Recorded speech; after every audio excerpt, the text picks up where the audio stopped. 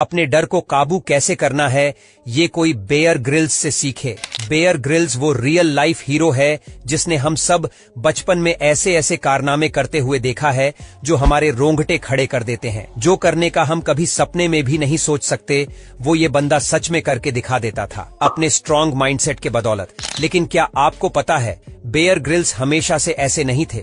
ये बंदा जो फियरलेस और स्ट्रांग मैन की तरह दिखता है वो अंदर से कभी वीक, कमजोर, डरा हुआ एक शख्स और डिप्रेशन में रह चुका है। दोस्तों, बेयर ग्रिल्स अपनी ऑटोबायोग्राफी मर्द स्वेट एंड टीयर्स में लिखते हैं, डर आपको बाहर से सख्त दिखने पर मजबूर करता है लेकिन अंदर से आपको कमजोर और वीक बना देता है। बैचलर्स को सबसे बड़ा डर था हाइट्स यानी ऊंचाई का, जिसे एक्रोफोबिया कहा जाता है। लेकिन देखना, मिरेकल ये है कि कुछ साल बाद अपने शो के हर एपिसोड के स्टार्टिंग में ऊंचाई से हेलीकॉप्टर से उतरते थे और बेयर ग्रिल्स यूके की स्पेशल फोर्सेज SAS का पार्ट रह चुके हैं जहां उन्हें पैराशूटिंग का खूब एक्सपीरियंस था।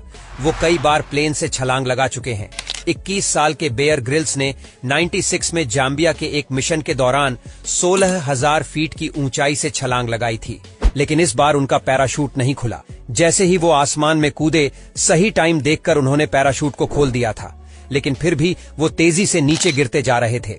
जब उन्होंने ऊपर की ओर देखा तो उन्हें पता चला कि पैराशूट पूरी तरह नहीं खुला है। वो हड़बड़ी में पैराशूट के कॉर्ड्स खींचने लगे कि किसी तरह पैराशूट पूरी तरह खुल जाए। ये सब करते करते वह पेड़ों से टकराते हुए जमीन पर आ गिरे और एक झटके में अंधेरा छा गया। वो जमीन पर अपनी पीठ के बल गिरे थे और गिरते ही उन्हें भयानक दर्द महसूस हुआ। और बुरा तो ये हुआ कि इतनी ऊंचाई से गिरने के बाद भी वो होश में थे। वो हिल डुल भी नहीं पा रहे थे, बस वहीं लेटे लेटे वो जोर जोर से रो रहे थे। वो इस उम्मीद में थे कि उनके साथी उन्हें बचाने आते होंगे।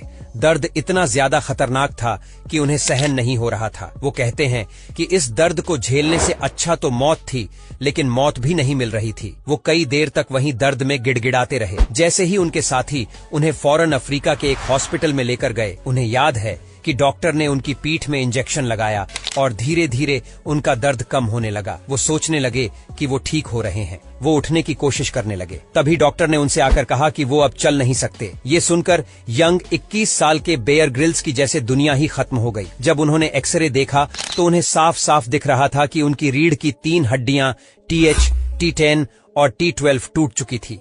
ये इंसान के पीठ की सबसे मजबूत हड्डियां होती हैं जो एकदम चकनाचूर हो चुकी थीं। पहाड़ चढ़ने वाला नौजवान अब चलकर बाथरूम तक नहीं जा सकता था। वह कहते हैं, पैराशूट से गिरकर इतनी हड्डियां तोड़ने में इतना दर्द नहीं हुआ जितना 1 साल हॉस्पिटल में रहकर। इन हड्डियों को जोड़ने में उन्हें बहुत ज्यादा दर्द सहन करना पड़ा। हॉस्पिटल में बेड पर पड़े हुए वह सोचते थे कि शायद अब वो कभी नहीं चल पाएंगे। उनकी जिंदगी जीने का रीजन मीनिंग और पर्पस एडवेंचर था, घूमना फिरना, नई जगह एक्सप्लोर करना। इस चोट ने उनसे उनके जीने की वजह ही छीन ली थी। यह सोच सोचकर उन्हें रातों को नींद नहीं आती थी। एंग्जाइटी से वो पसीने में लथपथ हो जाते थे। उनकी सांसें फूलने लगती थीं। उन्हें हर रात बस अफसोस होता था। खुद पर दया आती थी, खुद से नफरत भी होती थी। 2 महीने बीत चुके थे पर उनकी सेहत में कोई सुधार आने के बजाय उनकी हालत बद से बदतर होती जा रही थी। दर्द बढ़ता जा रहा था और शरीर घटता जा रहा था। अपने हाल को देखकर वह और नेगेटिव होते गए। उन्हें कुछ भी अच्छा नहीं लग रहा था। बात बात पर गुस्सा और रोना आता था। धीरे धीरे वो डिप्रेशन में और गहरे फिसलने लगे। जो लोग उन्हें जानते हैं उन्हें लगता था कि बेयर ग्रिल्स तो बहुत पॉजिटिव बंदा है, वो मेंटली बहुत टफ है, वो बहुत हिम्मत और पॉजिटिविटी के साथ इस परेशानी का सामना कर लेगा। लेकिन ऐसा नहीं था। वो 21 साल के थे और बहुत डरे हुए थे।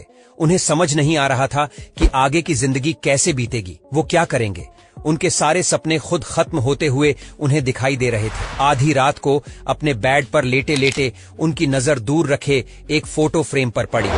वो फोटो थी माउंट एवरेस्ट की। बचपन से ग्रिल्स और उनके फादर का ये सपना था कि वो एक दिन माउंट एवरेस्ट की चढ़ाई चढ़ेंगे। उस फोटो फ्रेम पर धूल चढ़ी देख उन्हें ऐसे लगने लगा जैसे उनके सपनों पर भी धूल चढ़ गई है, जो उनसे बर्दाश्त नहीं हो रहा था। उस रात कोई उनके साथ नहीं था। वो अकेले थे। वो हिम्मत करके खड़े होते हैं और बैसाखियों के सहारे उस फोटो फ्रेम तक जाते हैं और धूल साफ करते हैं और बस यही सोचते सोचते सो जाते हैं कि कैसे वो अपने आप को जीने की हिम्मत दे सकते हैं। उनके सब कॉन्शियस माइंड में ये बात बहुत गहराई से जम गई। इस बात ने उन्हें हौसला दिया और जीने की एक उम्मीद दी। अगले दिन जब वो सोकर उठे तो उन्हें अपनी दादी माँ की एक बात याद आई जो हमेशा कहती थी, पेयर बेटे, लाइफ में जो कुछ भी होता है अच्छा ही होता है। वो इंसान है जो खुद को दुखी करने के और परेशान करने के बहाने ढूंढ लेता है। जब भी तुम किसी मुसीबत में फंसो तो हमेशा खुद को याद दिलाओ कि जो कुछ भी हो रहा है गॉड की मर्जी से हो रहा है, जो कभी कुछ गलत नहीं होने देता। इस टाइम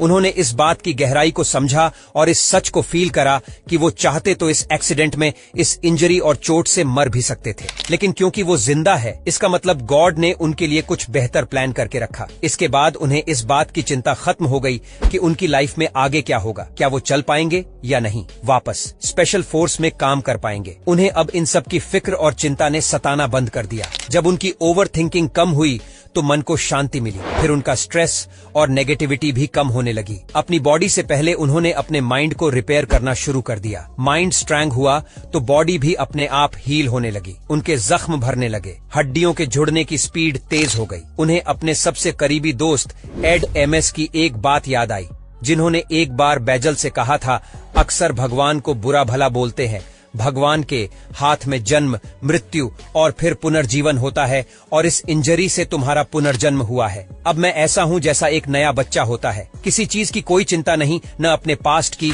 न ही फ्यूचर की, बस ग्रेटफुल हूँ तो अपने प्रेजेंट के लिए। बेयर ग्रिल्स कहते हैं, जिंदगी अक्सर हमें दूसरा मौका नहीं देती, लेकिन अगर ऐसा होता है तो बहुत ज्यादा ग्रेटफुल रहे।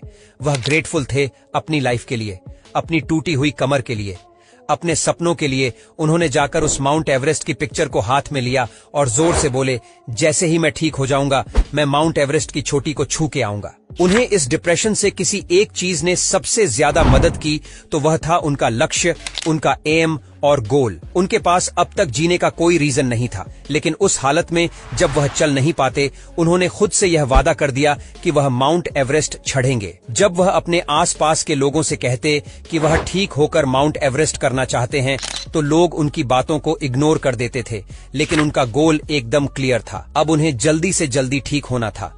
उनकी बॉडी और माइंड दोनों को एक गोल मिल गया था जिस पर वह मिलकर काम कर सकते थे। एक्सीडेंट के तीसरे महीने के बाद दर्द कम होना शुरू हो गया। 8 महीने बाद उन्हें हॉस्पिटल से डिस्चार्ज कर दिया गया। 1 साल में पूरी तरह वह ठीक हो गए, पर डॉक्टर्स ने उन्हें मना करा था कि वह स्पेशल फोर्सेज में वापस ट्रेनिंग नहीं कर सकते। कोई जॉब नहीं थी तो पैसा भी नहीं था, पर अपने सपनों को पूरा करने के लिए उन्हें 25 लाख रुपए की जरूरत थी। जहां उन्हें माउंट एवरेस्ट चढ़ने की ट्रेनिंग करी उसके लिए इक्विपमेंट खरीदे थे, जिसके लिए उन्होंने करीब 250 कंपनीज को स्पॉन्सरशिप के लिए प्रपोजल्स लिखे और सारी कंपनी से वह रिजेक्ट हो गए। 250 बार जंक्शन फेस करने के बाद भी वह नहीं रुके। बहुत लोगों के दरवाजे खटखटाए, लेकिन बार बार निराशा ही हाथ लगी। फिर SSF forces help on organisation ने उनके इस सपने को साकार करने में उनकी मदद करी। पैराशूटिंग एक्सीडेंट के 18 महीने बाद 16 में उन्होंने अपने बचपन के सपने को सच करा। उनके माउंट एवरेस्ट चढ़ने की जर्नी अपने आप में अलग कहानी है। यह सफर इतना भी आसान नहीं था। उनके साथ के 4 लोगों ने अपनी जान खो दी और उन्होंने 2 बार नियर डेथ एक्सपीरियंस फेस करा, जहां वह मरते मरते बचे। पर जैसे तैसे वह 23 साल की एज में माउंट एवरेस्ट की जमीन तक पहुंचने वाले ब्रिटेन के यंगेस्ट पर्सन बन गए। इसके बाद उनकी कहानी बहुत फेमस होने लगी। लोग उन्हें सेमिनार्स में ऐसे स्पीकर इनवाइट करने लगे।